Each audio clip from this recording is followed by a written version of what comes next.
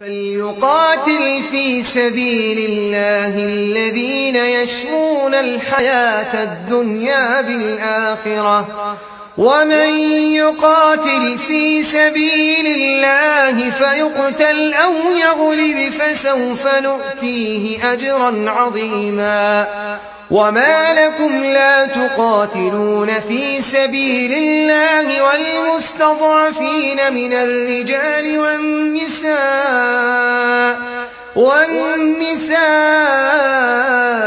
والولدان الذين يقولون ربنا أخرجنا